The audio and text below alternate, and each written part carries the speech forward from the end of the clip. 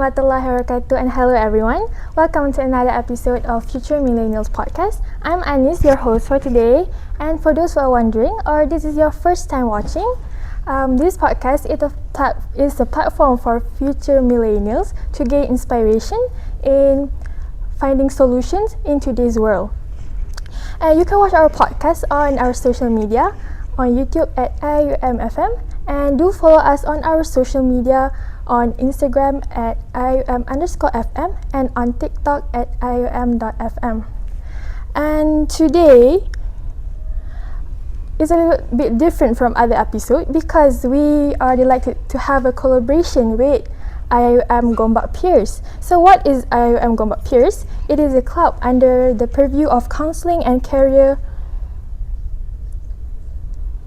Service Center in IUM. So do follow them on their Instagram at PeersIUM, around you for you.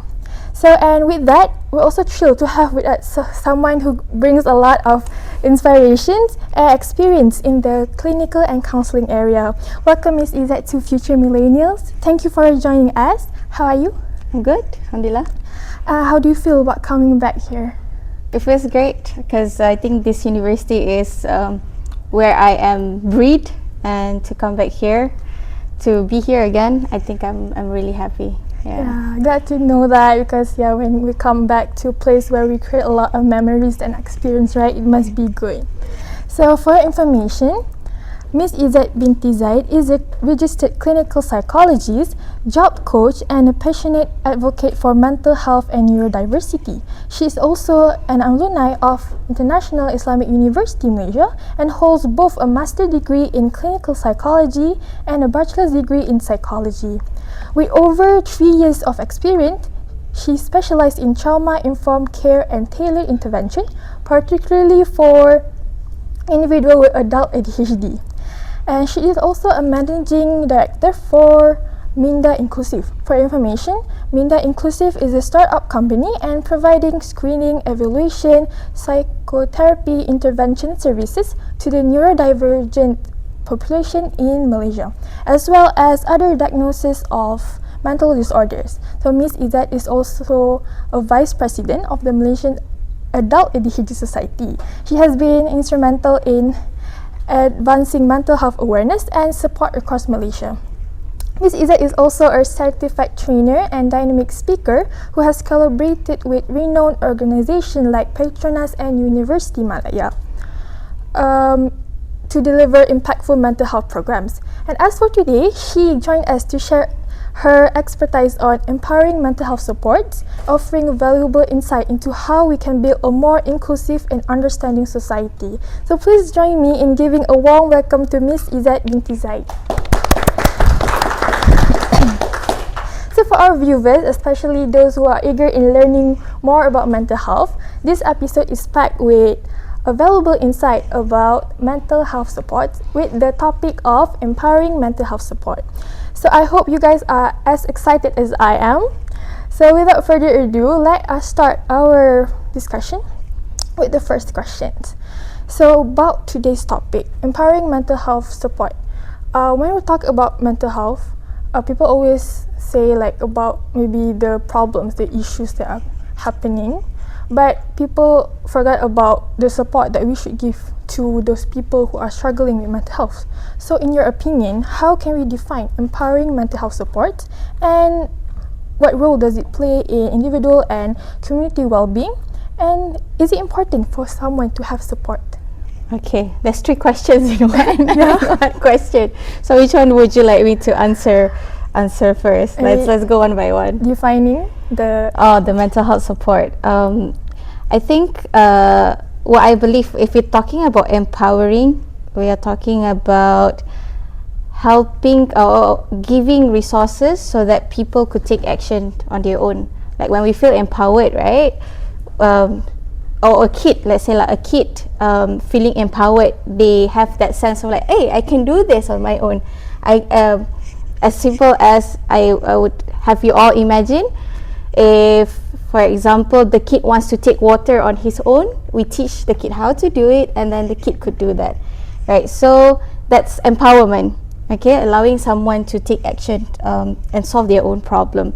So in the setting of mental health, I believe of course we as a mental health professional will helping clients directly, but if you're talking about empowering the support as a whole, we could actually share or provide skills to the public so that the public themselves can be someone who support others who's having any mental health issues. So I think one example is in organizations.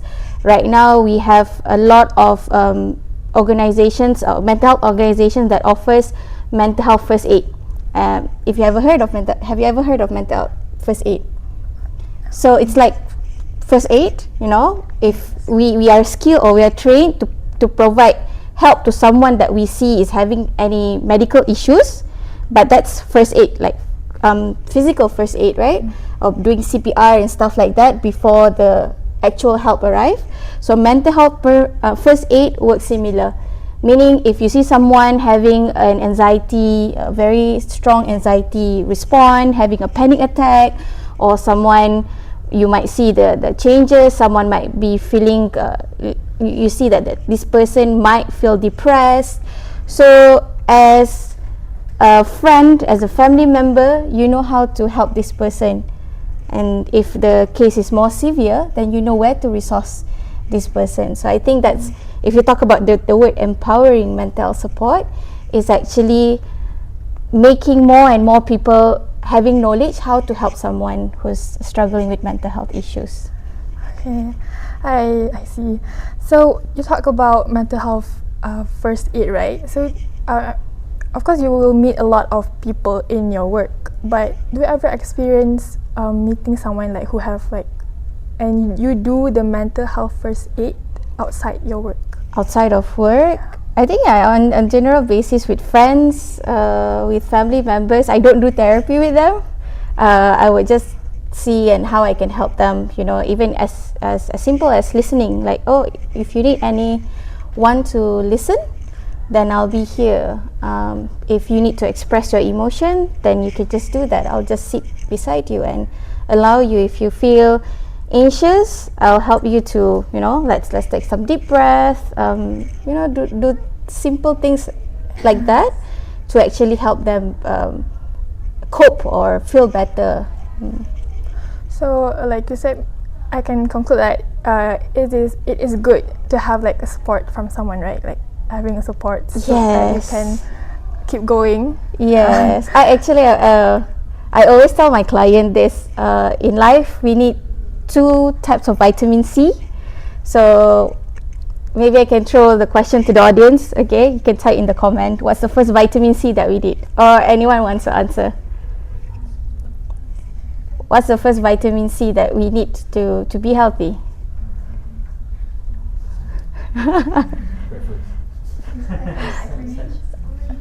No, again. Sunlight. Okay, sunlight is not vitamin C, it's vitamin D. Okay, it's vitamin C that we need from fruits, from orange, right? We need that to be healthy, right? To have a radiant skin and things like that. But there's a second vitamin C that is also essential for a good health, both physical and mental health, which is vitamin Connect. C is for connect. So having quality connection with your friends, even with animals.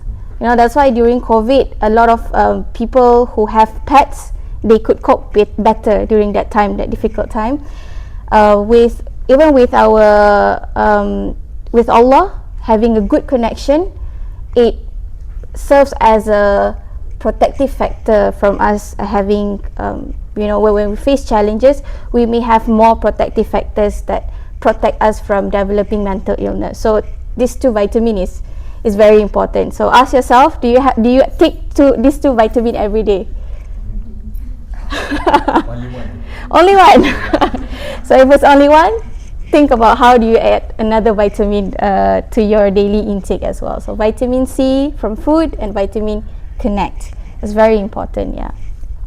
Okay. So yeah, remember everyone, you need to always take 2 vitamin C. Okay. So we're talking about mental health issue. It is like a growing issue nowadays, especially in our generations.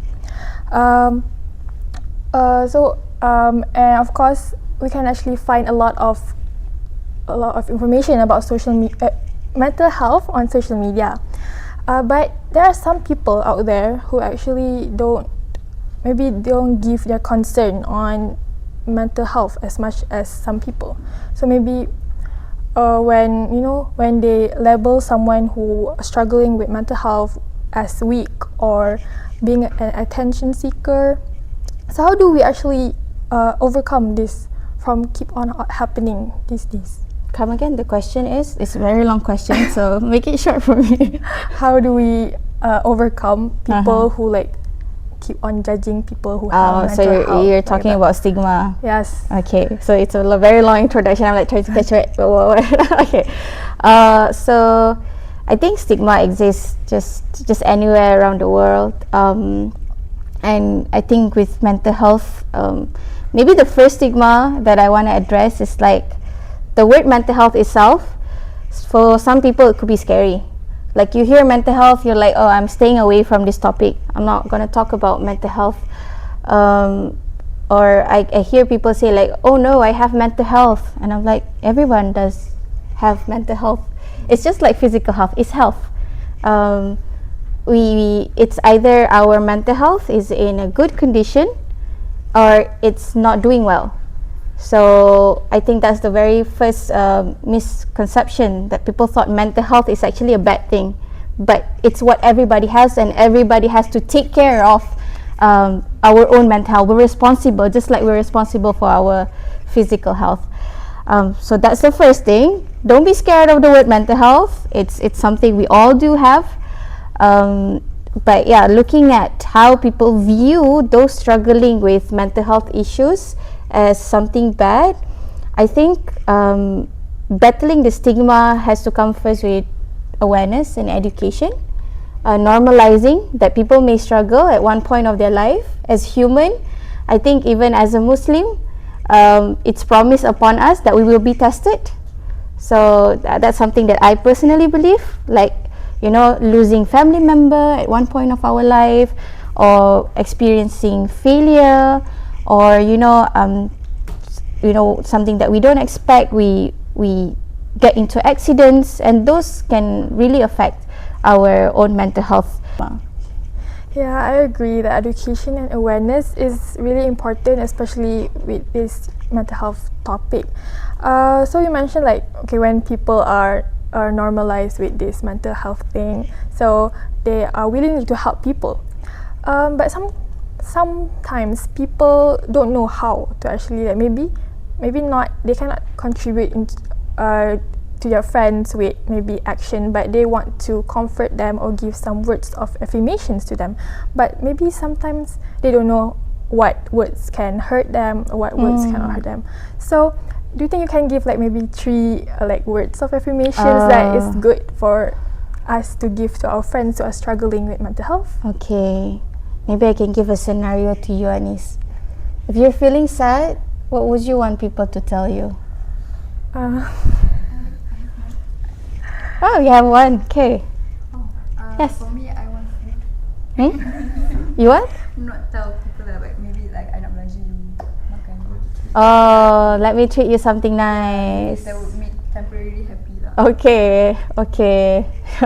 Let's wish we have a lot of rich friends to do that for us. Just kidding, but okay.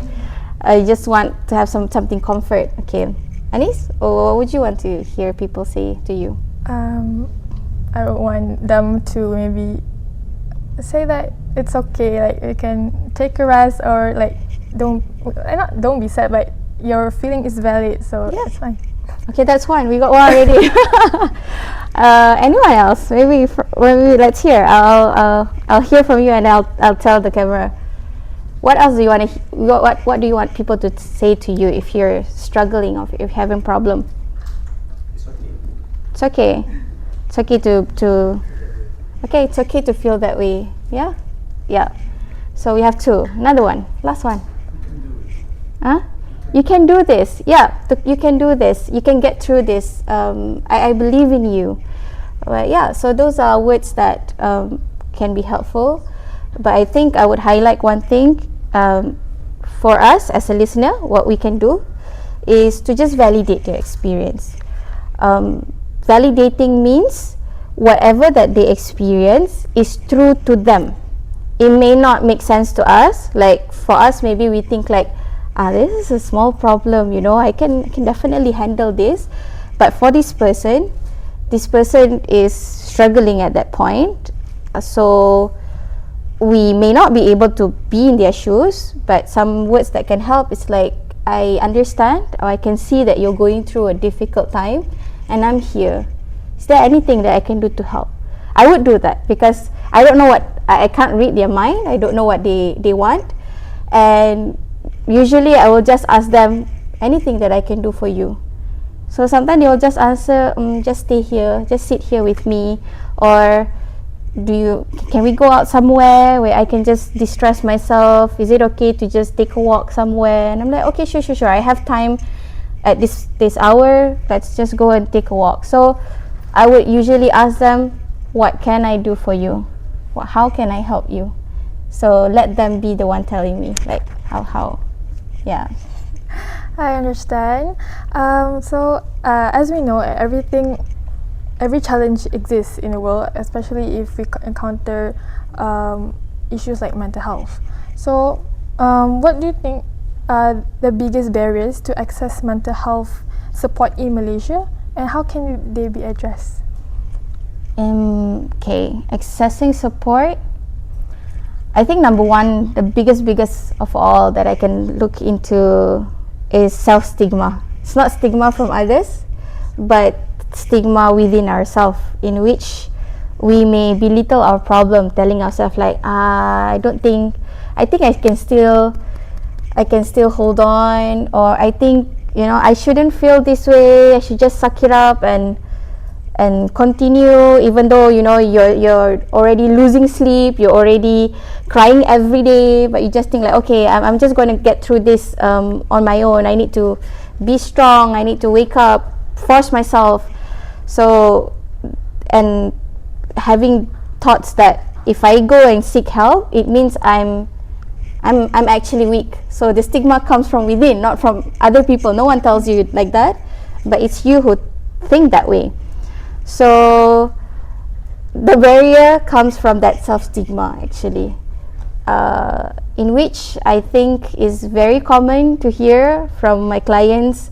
Typically, I think they would have, until the point that they come and see me, they would probably been struggling for years, not months, for years.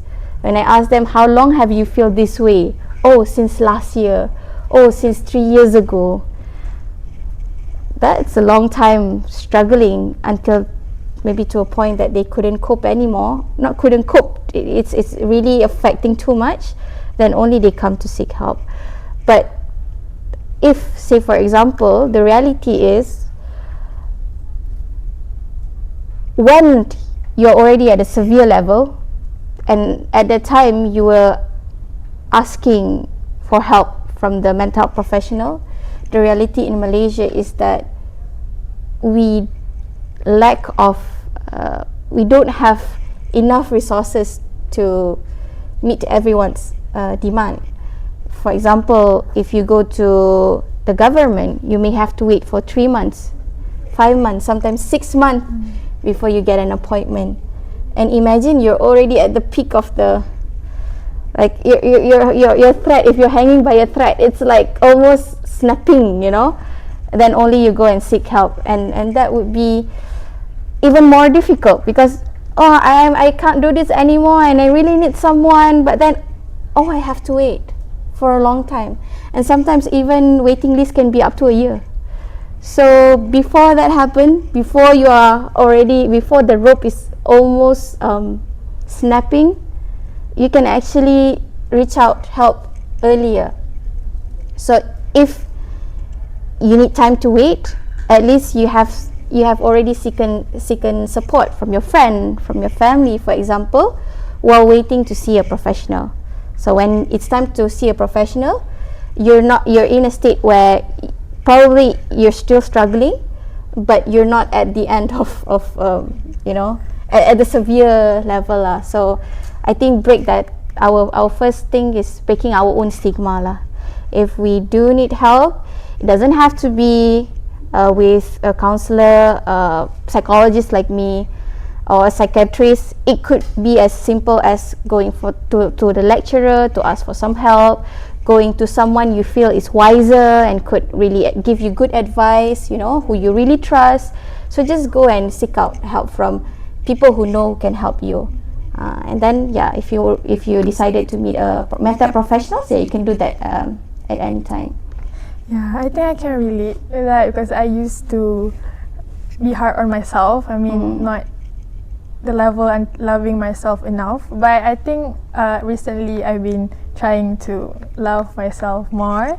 And I found like one quote saying like, it doesn't matter whether you are drowning in a 10-meter pool or a 100-meter pool, you are still drowning. Yeah. So all the problems and our feelings are valid.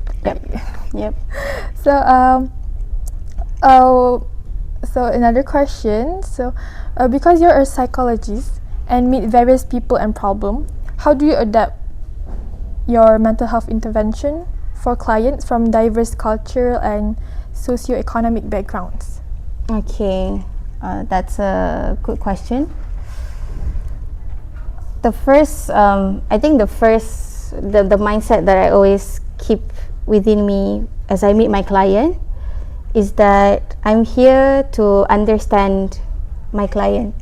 So regardless of their background, their race, their even their orientation, I'm there in front of them trying to listen to what they go through. So I do my best to be objective, to not be, how do I say, even if I have a certain assumption like, oh, this person is Chinese, this person is a Muslim, I do my best to listen from their perspective. So regardless of their background, if I don't understand, I'm just going to ask, like, what do you mean by this? Is this what you mean when you say this? So I try to take a step back from making assumption when I talk to my clients, so that whatever that they shared to me, I would listen, I would validate, and I'll try to help them in a way that's workable for them. Because for me, human beings are different. Even if I compare someone from the same race or the same religion, they may have different experience growing up.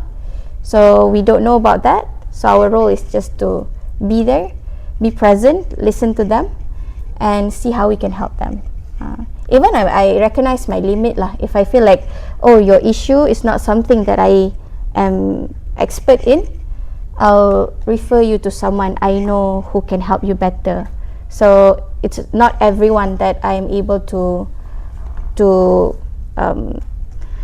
I try my best to help, but if it's outside of my expertise, I still help them by resourcing them to the right person lah. Yeah, I agree. Like every day we can learn more stuff every day, right? Yeah. So I think everyone are eager to learning more, but we'll take a break for a second. So stay tuned and don't forget to follow our social media on YouTube IIUMFM, Instagram IIUM_FM, and on TikTok at IIUMFM. And also do follow our collaborations, peers at Peers IIUM, around you for you.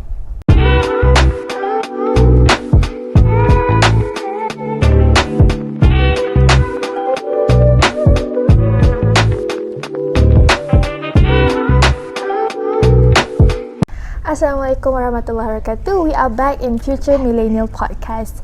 You can watch our podcast on YouTube at IIUMFM, and do check us out on our social media on Instagram at IIUM_FM and on TikTok at IIUM.FM.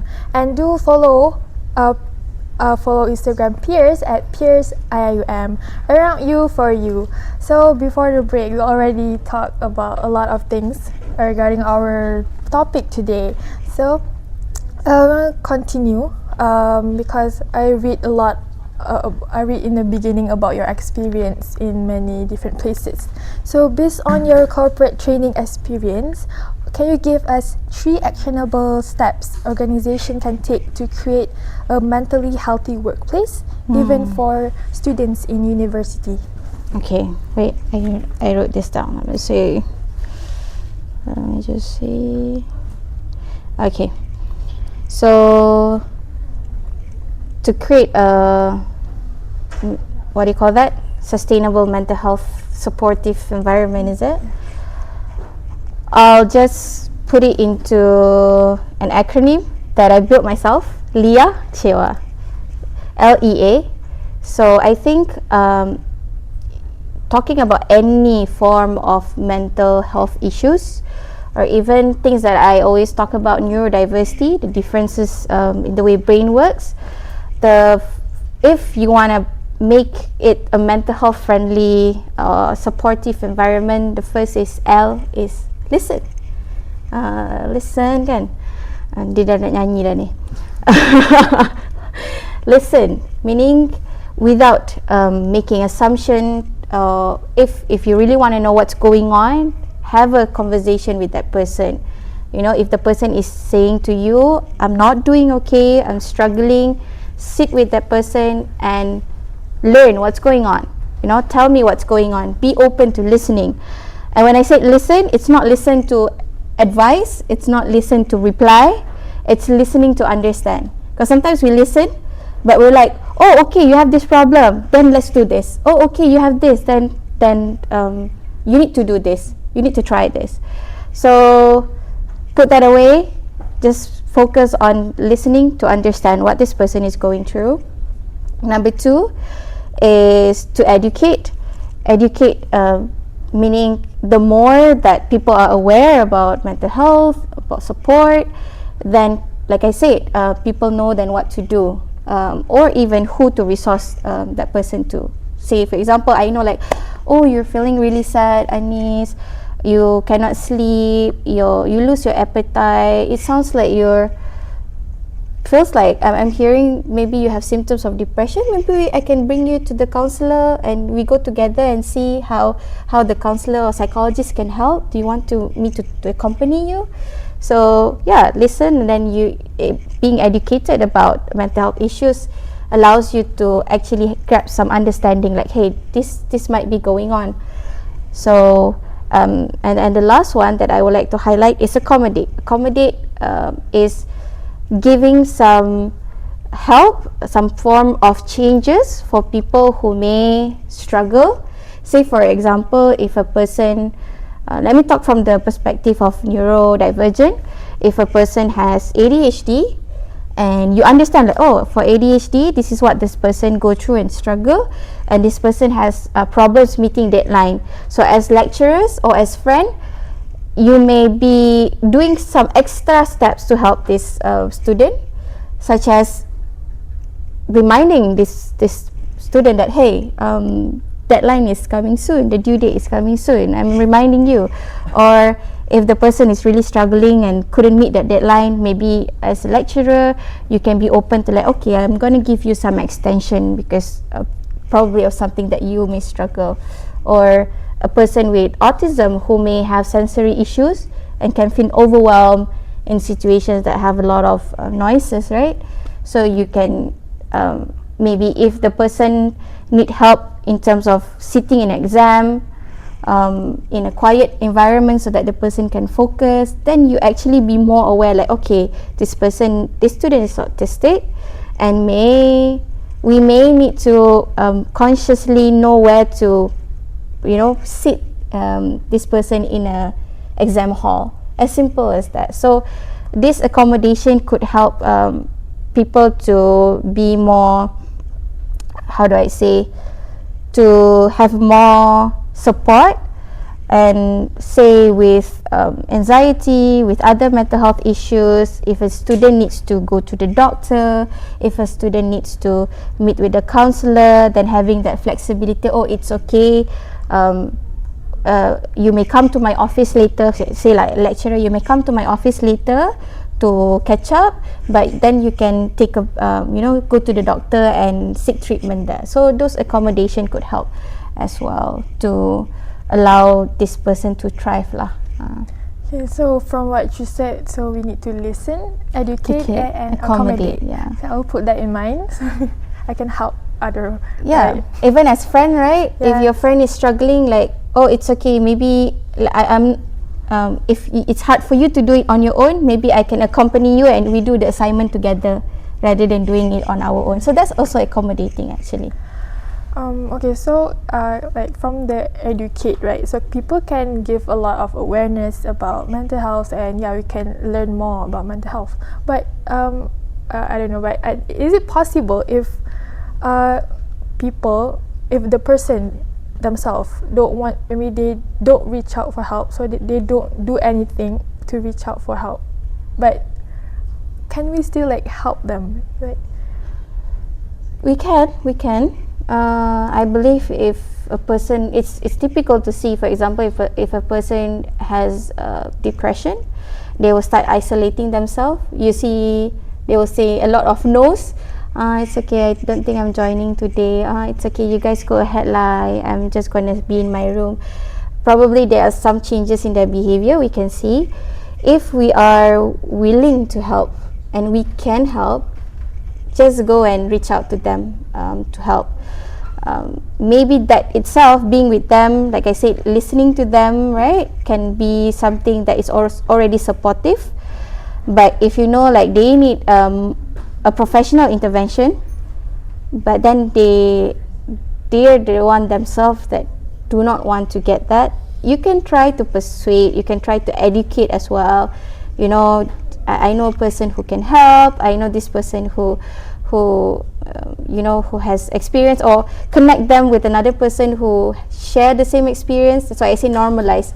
If you know another friend who has depression but now is no longer depressed, maybe you can connect that person so that person knows how is it like to go through that similar situation, and be the one to advise how they are able to get help.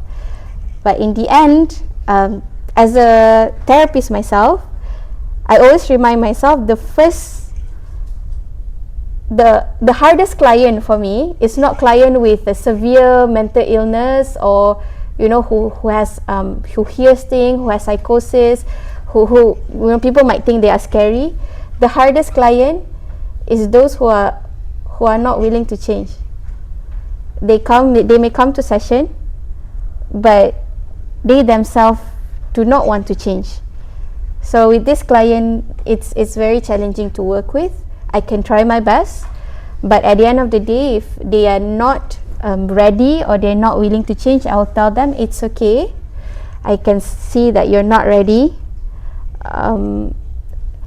Go back, think back about it. But if you are ready to do something about your life, then come back and see me. So we can help, but to a certain point, because the person who's going to walk the journey is themselves. You cannot walk the journey of another person. Yeah. Okay, I understand. So the first important step for someone is to allow themselves to get help from others, right? If they don't allow themselves to get help, if they don't want, if they decided to put a barrier, we can try, but there's a certain limit lah to how much we can do.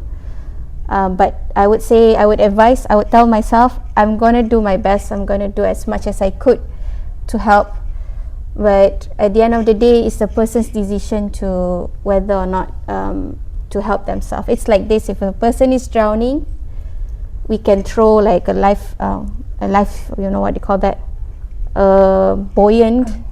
We can throw the ropes to tell them to, like, hold on, come here. But if the person is pushing away everything, it's challenging lah. So at that point, actually, what I will do is I will pray to God. I will pray to Allah. Please open up this person's heart to come and seek help. Yeah. Okay, I understand. So, I'm actually interested to know more about your work experience, because I see you have a lot of experience for psychologists.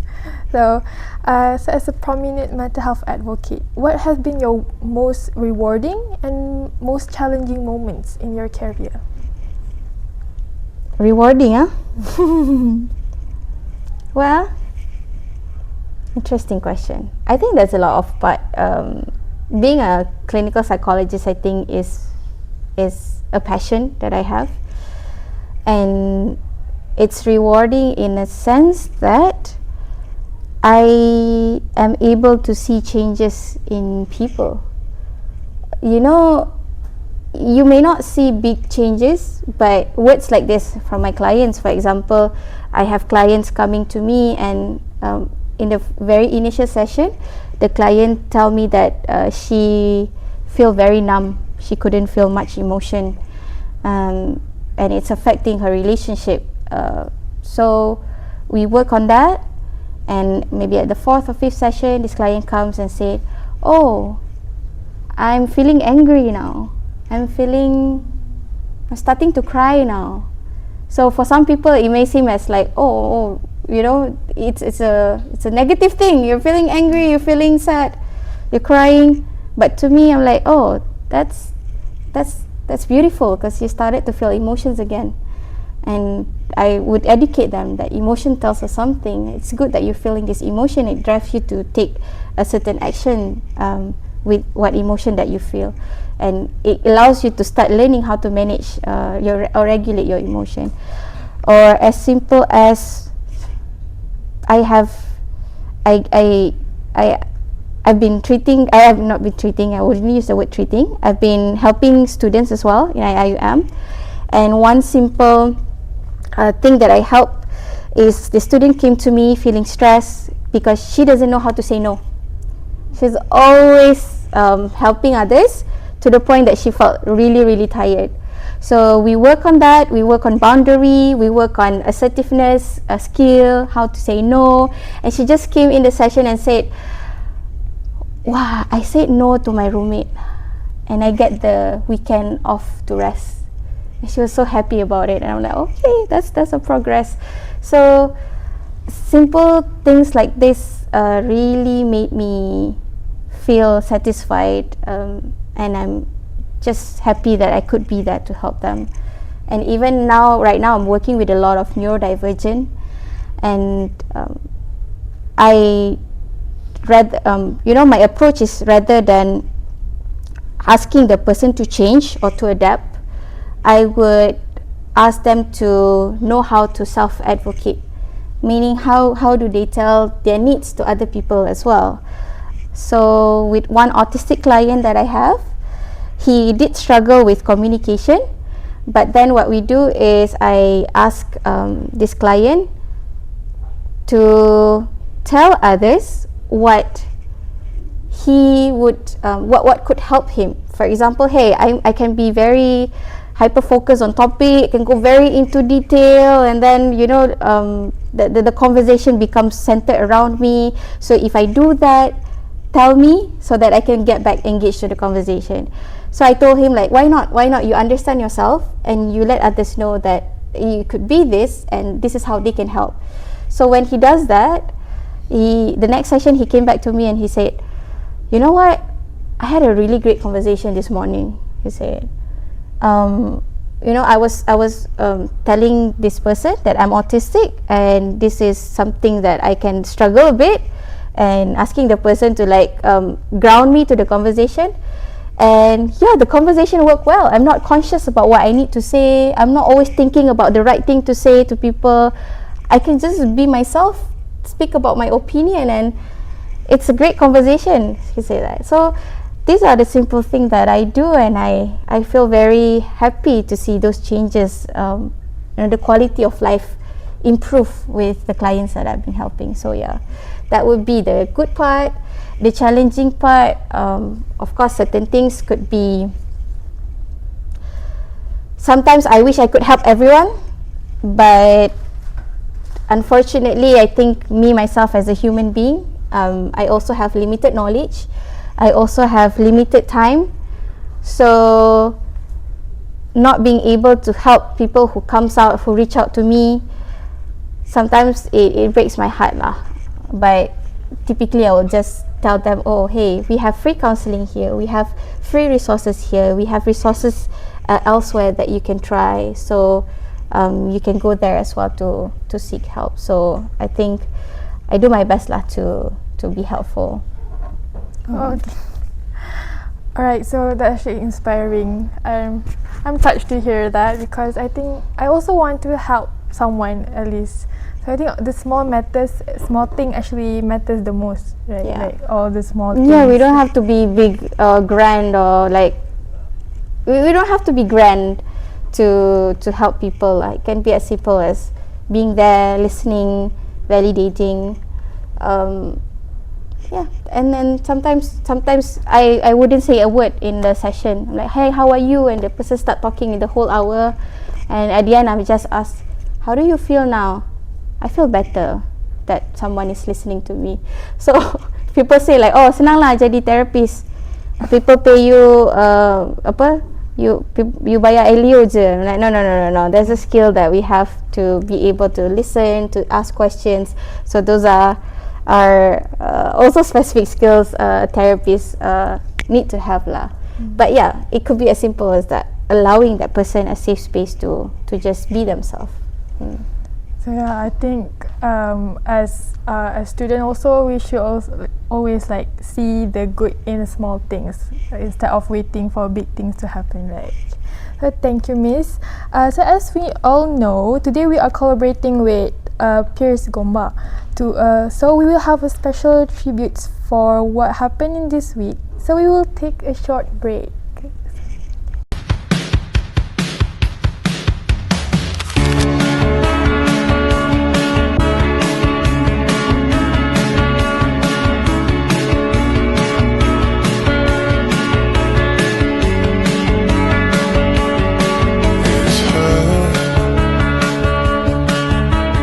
Nothing else makes me feel high. She's like such a light. This girl, something about it changed my state of mind. I've been redesigned. So open your eyes before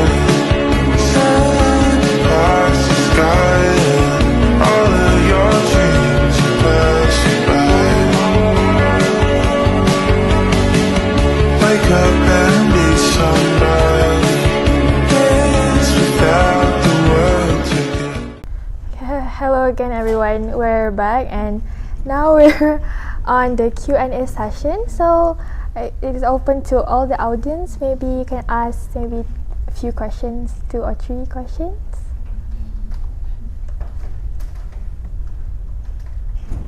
Yes. I want to ask,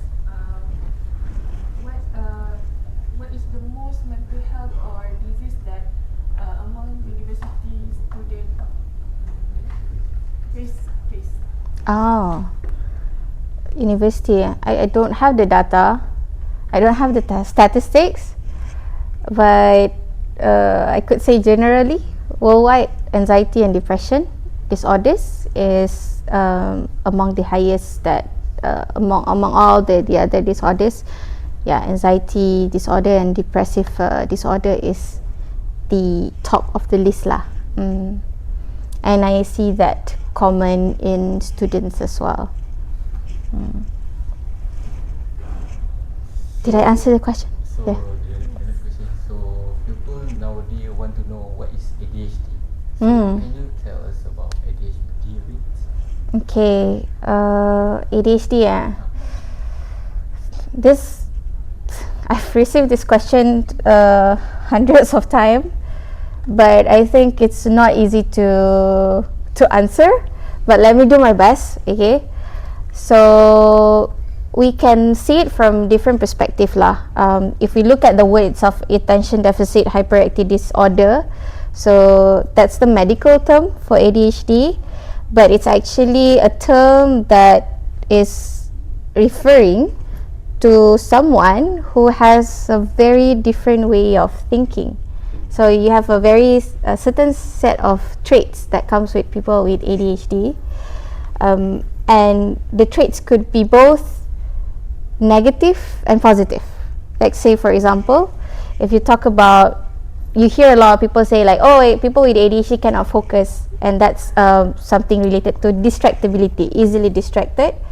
But the distractibility is also something that helps this person to be creative or to think about something outside the box, because your mind wanders here and there, so you get connections, you see other things differently.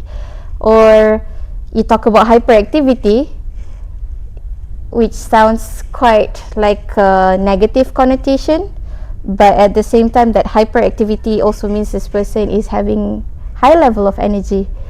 So it could be helpful if this person is a sport person, right? Like I think you know Michael Phelps, Simone Biles. So these are individual famous figures with ADHD, and I think they managed to get the good side of that.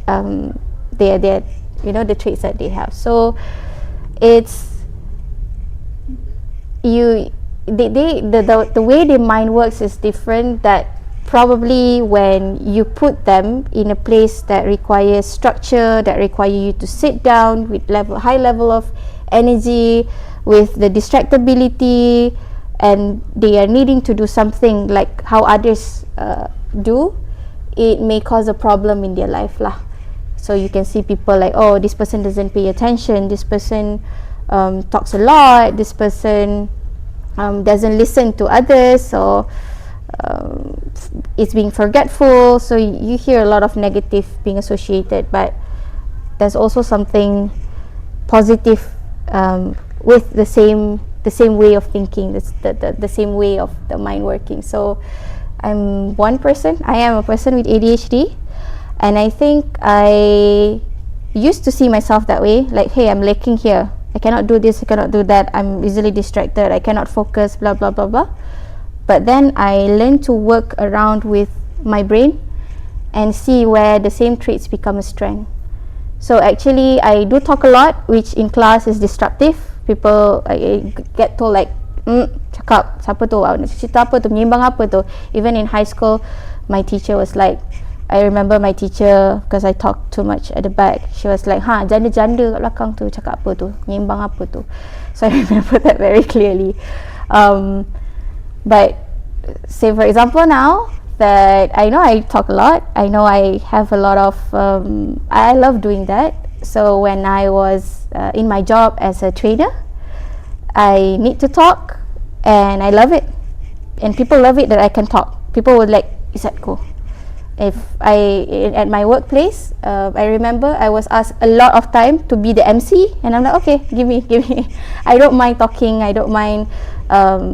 In fact, I like experimenting with my voice, so I can actually change my voice according to how I want it to be. So this is actually my podcast voice. If you talk to me in real person, it will be a different voice. If I do impression of people, it will be different. So I can change my MC voice, for example, like if you want to make it formal, right?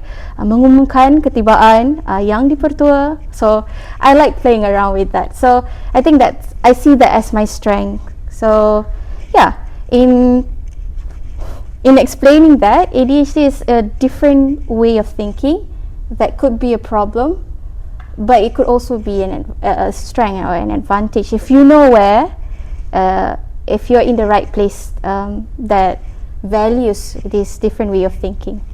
Yeah. So yeah. Hello. My question is, how do you explain seasonal depression? Because I know that in the Western culture or the Western perspective, seasonal depression only happen during the winter, During where the- they felt, the weather Yeah.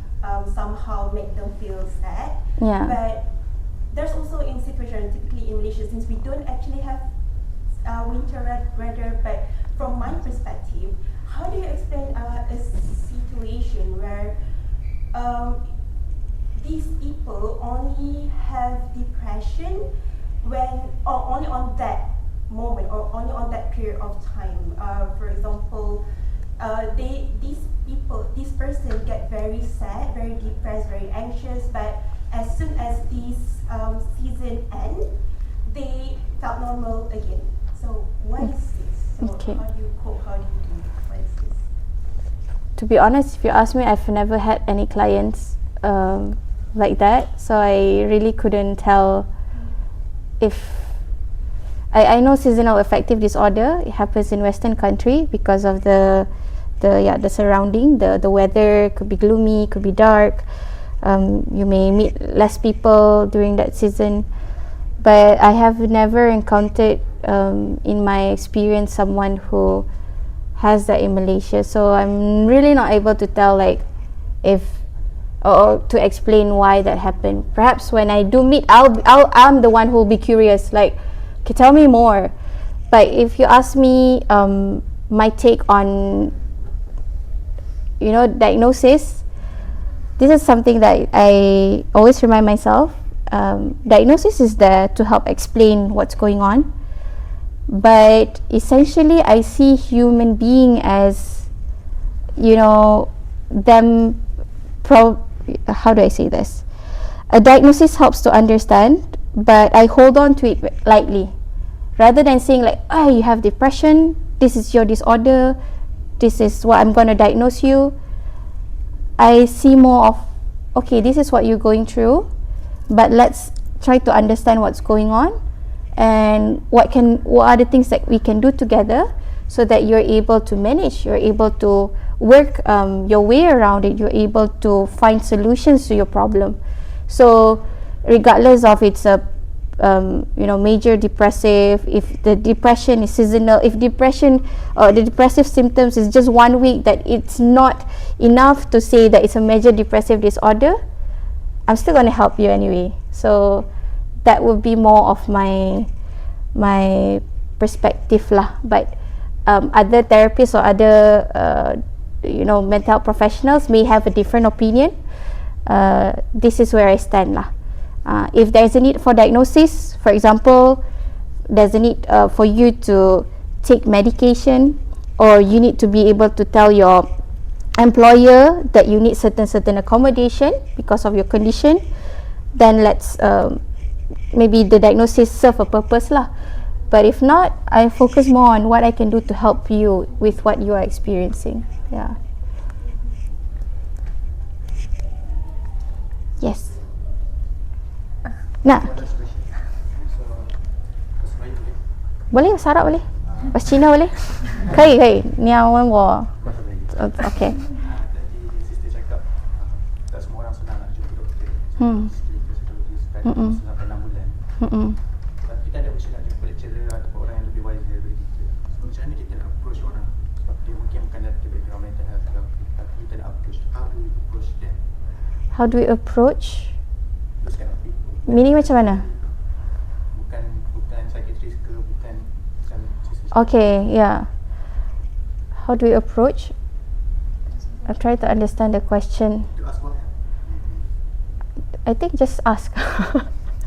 It's literally just going and opening up, being vulnerable, and just see how the person would respond. Even before I'm doing a bit of self-disclosure. Even before I am even in this mental health field. When I was a student, back then I didn't know I had ADHD, was diagnosed, but I do struggle from a lot of things in life, and my emotion tends to be very big, and I tend to struggle a lot with emotions. And when things happen, I can't remember how many times I've cried in the lecturer's office. I just go there, I just say, Madam, in fact I asked my lecturer, Madam, is it okay if I don't go to your classes because I'm not okay? Then I think all my lecturers are very kind. I remember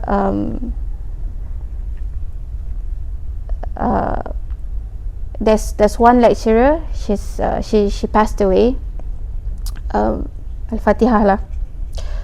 But I remember crying in her office. She was just there sitting listening to me, and then she just said like, Izzat, can I offer you a hug? And I'm like, yeah. So I think my own experience when I struggle, I reach out, they were very helpful.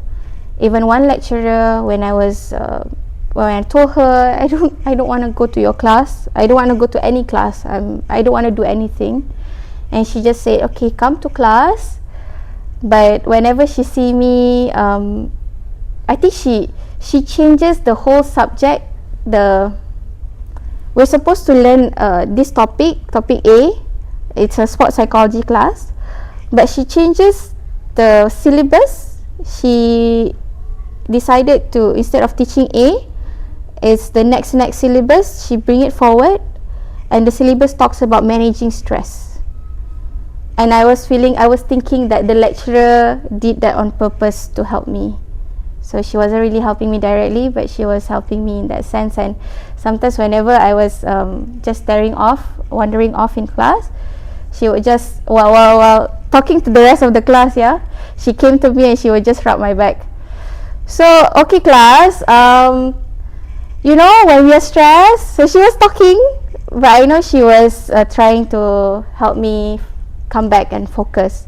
So I think these are my personal experience where I feel even talking to a lecturer who we know would listen, who we know care about us, can be very helpful in us trying to go through the difficult moments that we have. And I'm very grateful. I'm very grateful I have really good lecturers, and until today I think I keep in touch. I still go and visit them during Hari Raya.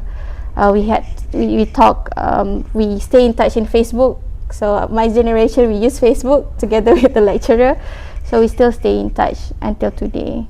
How many years has it been? I think almost 8 years since I left. So Okay. I hope that answers. Okay, thank you all the audience for the questions and Miss Izzat for all the answers. So I think today's discussion has been really, really interesting, and I hope we can actually continue more, but unfortunately already come to the end. So but before we end our sessions, can you give us a final advice for people out there who still struggling with mental health, and who still, maybe some of them who are scared to reach out for help? Okay.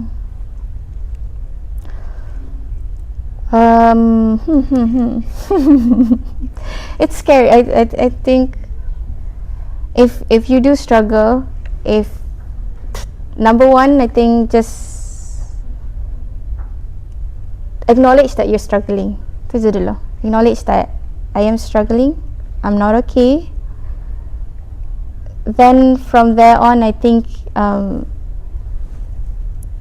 if you want to go and seek help, even going to seek help, find a person who you can trust, because sometimes maybe we go to someone but we felt like that person is not helping and it's making things worse. So if we do have a friend who we know, oh, this friend is always there for me, will be helping me, just reach out. And if we think like we can be a burden to them, right, I will always ask, this is what I always ask my client lah, if the same friend is struggling and would come to you for help, would you help them? Would you want to help them? And they usually say yes. And I think that's how your friend feels for you as well. They would want to help you. So don't just be alone. Always be together. If you're alone, I think that's, you call that, we have this idiom, an idle mind is a devil's workshop. In Islam, I think that's also when we are isolating ourselves from others. That's when it's easier for us to be influenced by shaitan lah. I as a Muslim, I believe in that. So keep ourselves occupied, even if it's not with friends. We can go to the mosque where there's always people surrounding us. Maybe we just sit down and then we hear khutbah, and then something might be helping for us. But keep ourselves with people. Don't isolate ourselves. So when we are ready, just come and seek help. So seeking help is not a form of weakness. I see that if we are being resourceful, it could even be a strength for us, because maybe at one point we're seeking help from others, but when others are struggling, we may be the person also sharing, because we've gone through that. It's like we've fallen down, we know how to get back up, and so we can help others to do the same thing. Yeah. So, there's an analogy that I want to give. Imagine a baby, if when they're trying to learn how to walk, say if the baby doesn't give up after first time, fall down and then malah lah nak jalan, tak nak lah bangun kan. I don't think babies do that, right? They fall down, they may be scared, but they try again. They fall down, but they try again until they learn, they develop the skill to actually do it. And the most important thing, it's not just the baby coming back up again, but it's the parents who will always, be ready if the baby falls down. And that's our role as therapists. We're providing you that safe space if you want to try to get back up. It's like parents, it's okay, just walk. You're not going to fall down. So that's our role as a mental health professional. We want to create that safe space for you to try again. If you try and you fail, it's okay. Let's try again, a different method. Let's do it differently. Let's see how things work. If you're falling down, I'm here. So we provide that safe space. So come lah, kan? UIA pun ada CCSC, PS pun ada kan? I think you guys are trained as well to provide a bit of help as well. So just come and seek help. Yeah. Thank you, Miss Izzat, for this wonderful and precious advice. I hope everyone, all the audience, can take all the beneficial sharing and maybe use it in our life and maybe to help others. Because me myself, I really enjoyed these discussions, and I hope I can actually use all the information I get today to help my friends or families. And thank you. Thank you to all our viewers for being here and listening to us. And most importantly, thank you to IIUM Gombak Peers, because willingly to collaborate with us. And thanks again, Ms. Izzat, for coming here. So as usual, if you want to watch our podcast, you can watch on our YouTube, IIUM-FM. And do check us out on our social media, on Instagram, IIUM_FM, and on TikTok at IIUM-FM. I want to add a bit. If you guys want to know more about ADHD, you can follow Minda Inclusive. We do a lot of psycho-education on ADHD as well. Okay? Follow tau. And do follow Peers also at Peers IIUM. Around you for you. So see you later, future millennials. Goodbye and Assalamualaikum warahmatullahi wabarakatuh. Assalamualaikum.